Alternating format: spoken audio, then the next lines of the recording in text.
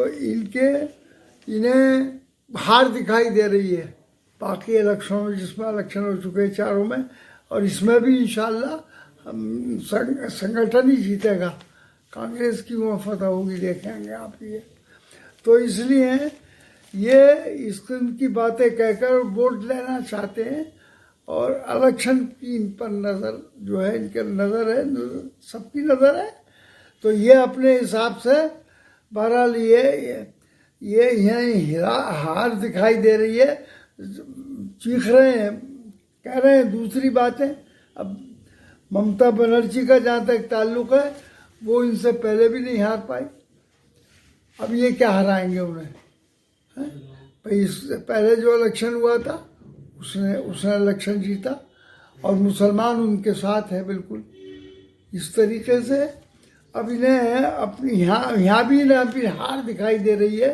उसकी वजह से अब ये बहुत चीख कर ये अमित शाह साहब ये अभी ऐलान कर रहे हैं साहब हम हरा देंगे। ये हरा नहीं पाएंगे, ममता बनर्जी को वो नहीं हरा पाएंगे।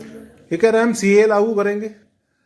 अब सीए लागू यही तो कह रहे हैं, करेंगे जब गवर्नमेंट हमारी बन जाएगी और कानून में ये इस वक्त जो तरमीम का अव्वल तो इस वक्त भी कोई तरमीम करने की इजाज़त नहीं देगा, और अपोजिशन भी नहीं चाहता कि सीए लागू हो।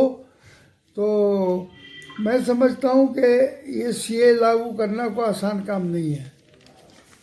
केंद्रीय मंत्री अनुराग ठाकुर कहते हैं कि 5 राज्यों में भाजपा की बहुत अच्छी मजबूत स्थिति बनी हुई है, 5 राज्यों में भाजपा जीतेगी। हाँ, तो ये कह रहे हैं, अब जो कड़ा धरा वो सब सामने आ जाएगा।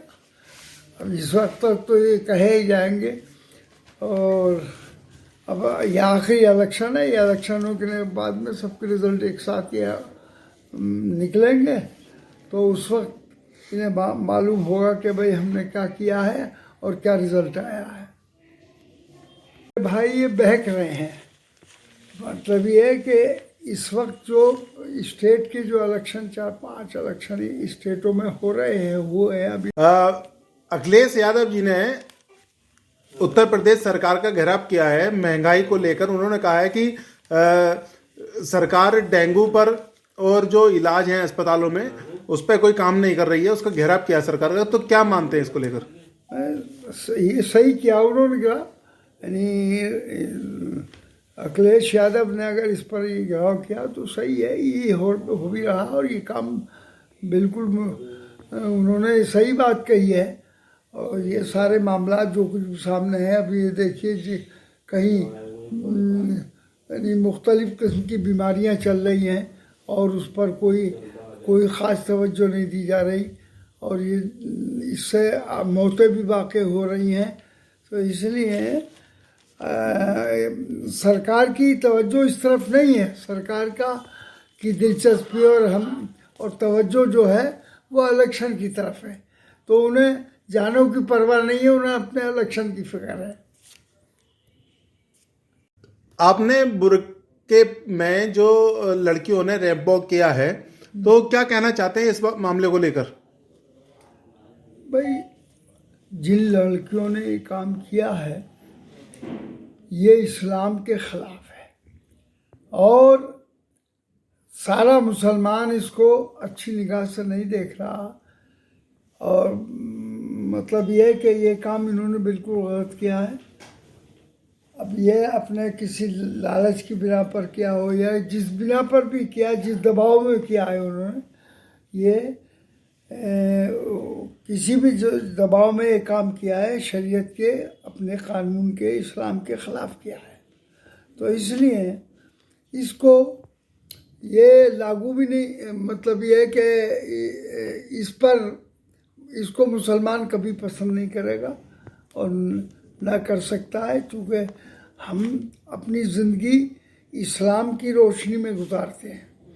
इस्लाम का जो कानून है, जो सियासी मामले अलहदा हैं, लेकिन मजहबी मामला अलहदा है।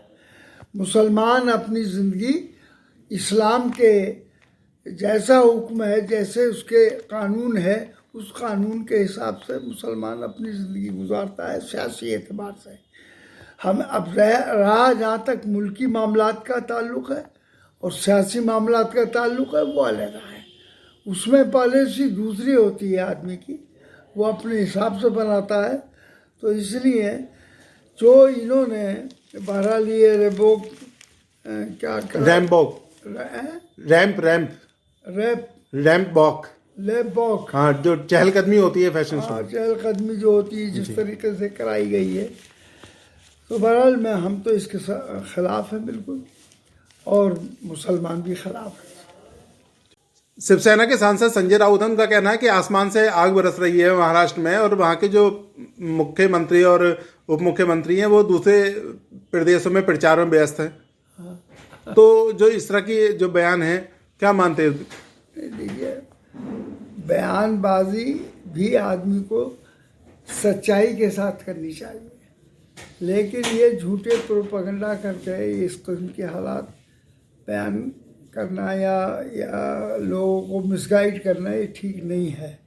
और पहले तो अगर पूरे हमारे स्टेट के अंदर आसमान से आग बरस रही है और हालात बहुत ख़राब हैं, उनको देखना बहुत ज़रूरी है, लेकिन और जगह जाना इतना ज़रूरी नहीं है, बल्कि पहले अपनी स्टेट को, अपनी जहाँ वो रहता है आदमी, उसको बचाना चाहिए।